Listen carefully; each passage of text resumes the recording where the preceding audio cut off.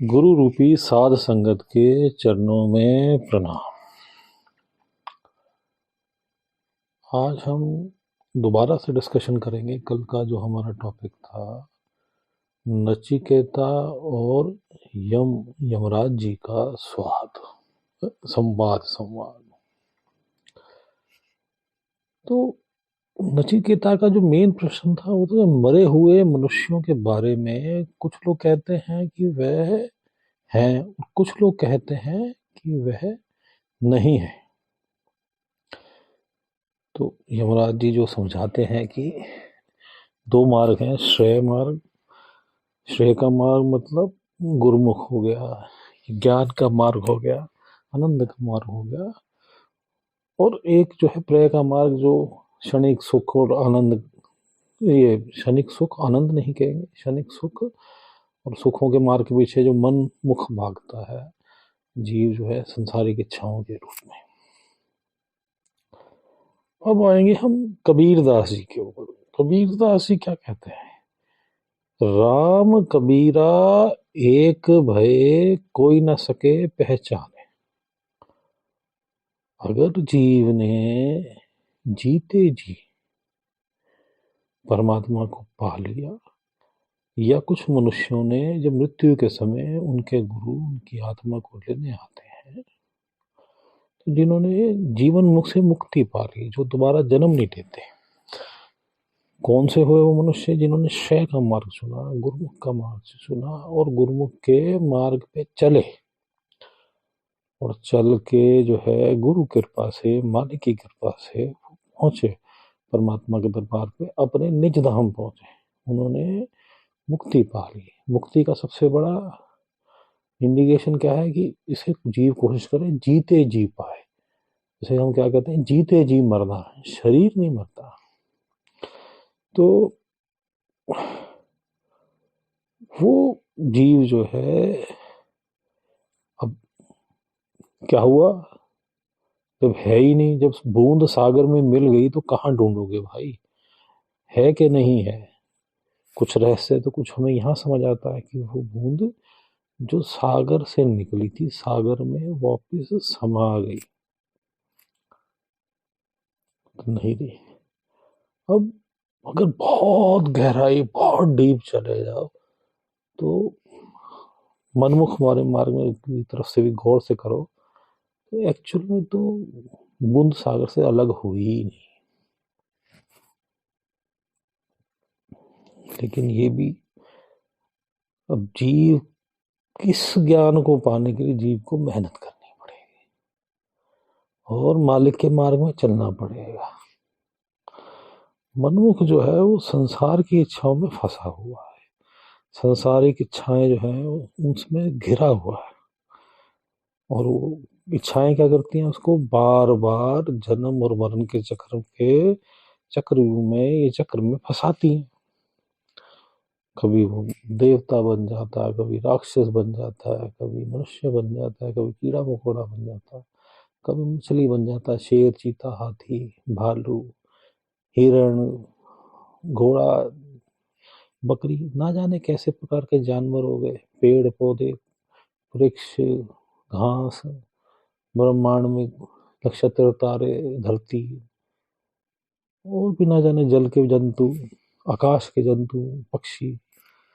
वो इनमें ही भ्रमण करता रहता है। वो जैसे जैसे इच्छा करता रहता है वैसे वैसे भ्रमण करता रहता है। इच्छा जगत में जब संसारिक इच्छा में फंसा रहता है तो वो घुमाती ही रहेंगी। और मनमुख का मार्ग हो गया, ये प्रेय का मार्ग हो गया, प्रेय। अब इसमें जो है जीव जब मरता है तो फिर क्या करता है? कुछ लोग कहते हैं है, फिर वापस आता है, फिर मरता है, फिर वापस आता है। कब तक भाई? उसे कब तक? जब तक वो अपने निज धाम नहीं पहुंच जाता। और बहुत गहराई से देखें आप, जब जैसे अभी थोड़ी देर पहले कहा था कि वो तो है ही नहीं, भाई ये क्या खेल हुआ? आत्मा निज धाम से आई नहीं तो फिर ये क्या है भाई? यही खेल है मालिक का खेल। समझना है तो चलो। आत्मा जो है, इसका जो खेल है वो बड़ा ही विचित्र है। वो कभी आत्मा कभी परमात्मा से बिछड़ी ही नहीं,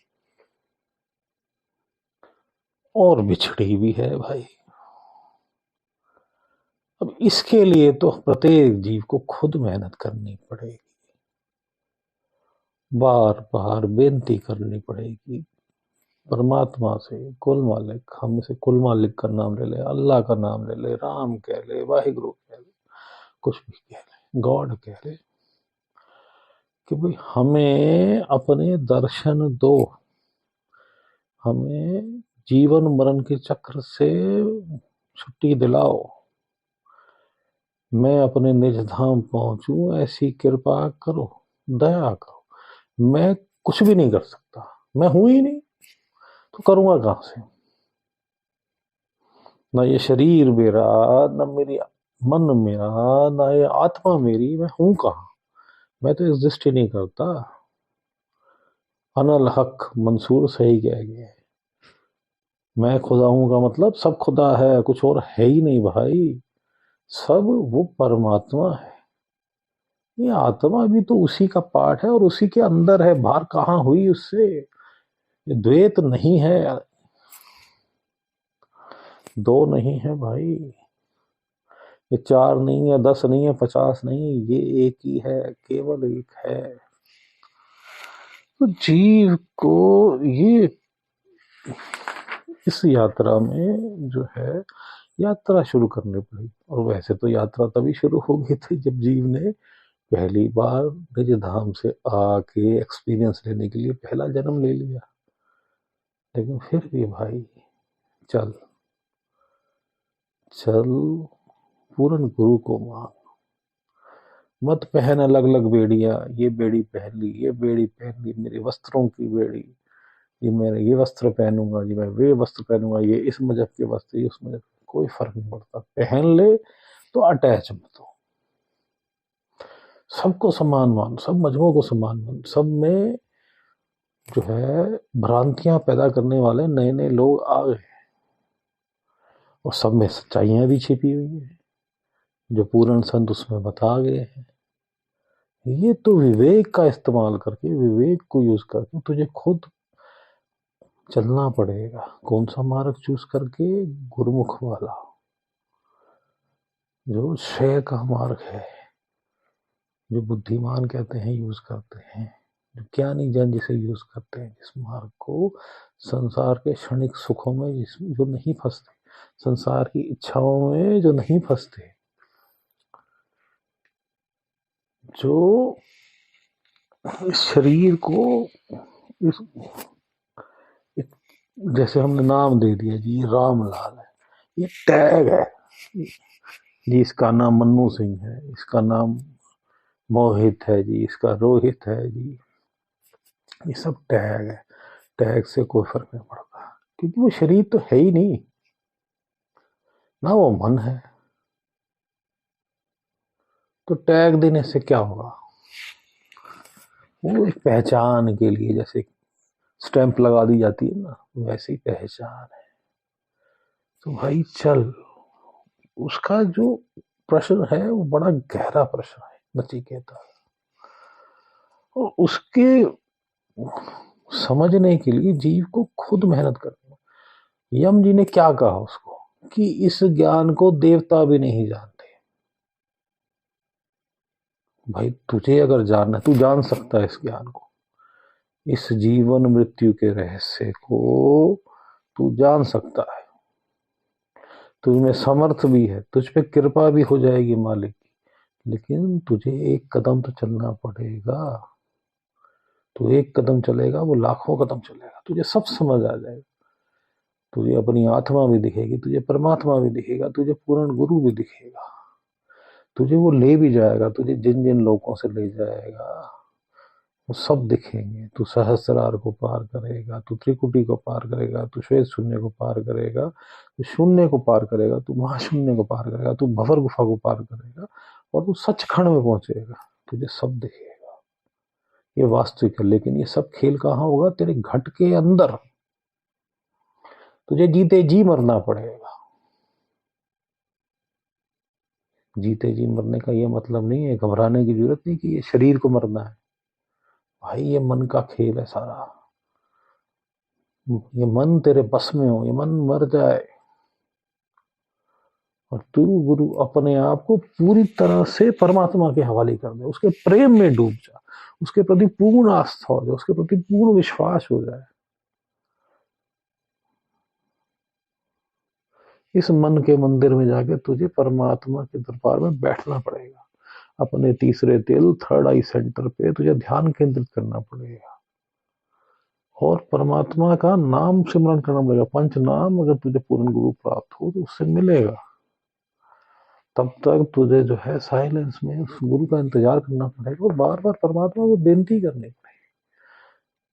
रिजिड नहीं होना पड़ेगा, रिजिडनेस छोड़नी पड़ेगी। जो हम अड़ जाते हैं ना जी, ये मैं अड़ गया, ये मेरी जाति, मेरा मजहब, मैं ऊंची जाति, मैं नीची जाति, मैं छोटी जाति, मैं बड़ी जाति, सब बेकार की बात है। कोई जाति नहीं है। जाति किसकी है? एक जाति है। क्या जाति है वो? परमात्मा। परमात्मा का प्रेम, यही जाति है। मानस की जात सबे एको पहचान। मनुष्य की एक ही जाति है भाई, एक ही मजहब है उसका, एक ही घर है उसका, निज धाम। बाकी सब नकली घर है। India, Australia, Pakistan, USA, Canada, ये सब नकली घर हैं। ये संसार के छोटे छोटे गांव के घर, ये सब नकली है भाई, टेम्परेरी है। जैसे किराए का मकान मिलता है ना, छोड़ना पड़ता है, तो इनको भी छोड़ना पड़ता है। और नहीं तो शरीर जब छूटेगा तुम छोड़ दोगे।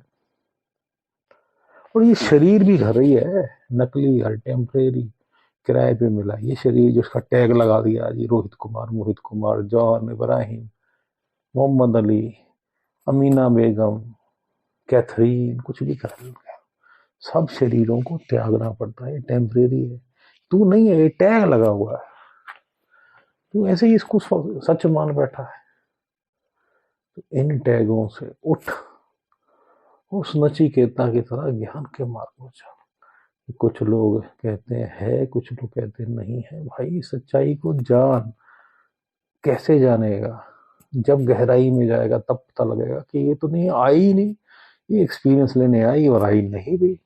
ये परमात्मा से बिछड़ा ही नहीं। हम क्या कहते हैं? परमात्मा से मिलने जाना। लेकिन भाई तू तो बिछड़ा ही नहीं। इस सच्चाई को जान। ये जो तू तुझ पे तेरा मन हावी हो रखा है, ये काल का रूप मन, ये माया काल की, ये प्रकृति 25 प्रकार की, ये जो हावी हो रखी है, जिसने आत्मा को ढक रखा, कैद कर रखा, अपने विवेक से इसको हटा और शब्द गुरु सुरत धुन चेला। सुरत अपनी जागृत कर, आत्मा, आत्मा जब हटाएगा तो तेरी सूरत जागेगी, फिर वो बनेगी असली शिष्य। सूरत धुन चेहरा, धुन अनंत नाद को पकड़ के वो शब्द रूपी परमात्मा का शब्द फिर परमात्मा तक पहुंचेगी। अनंत नाद की भी अलग अलग स्टेजेस है। तू चल चल चल, बस चल और मन को बार बार हटा के परमात्मा की तरफ लगा। मालिक को मिलने की प्यास उत्पन्न कर, प्रेम उत्पन्न कर, हर प्राणी के प्रति प्रेम उत्पन्न कर। ये सारे संसार को अपना मानो, अपने सोच को विराट कर ले। इतना विराट जैसे वो परमात्मा विराट है, उससे समझ ये विराट का नहीं, सब कुछ तेरा और तू कुछ भी नहीं, मैं कुछ भी नहीं। सब समय में अनल हक राम कबीरा, एक भय कोई ना सके पहचानो। बूंद सागर बन गई। सागर है तू, सागर है, सागर है और तू कुछ भी नहीं है। मैं के हिसाब से कहे तो कुछ भी नहीं है भाई। मैं को त्याग, मन निर्मल करे, मालिक दया करे, मन निर्मल हो। मालिक सबका भला करे। अब हम अपने तीसरे तिल पे, थर्ड आई सेंटर पे, दोनों आंखों के बीच में पीछे करके ध्यान केंद्रित करते हैं। और अगर हमें पंचनाम प्राप्त है तो हम पंचनाम का जाप करते हैं, नहीं तो साइलेंस में ध्यान करते हैं, सामने की तरफ परमात्मा की तरफ ध्यान करते हैं। अगर पूर्ण गुरु प्राप्त है तो पूर्ण गुरु की तरफ ध्यान करते हैं।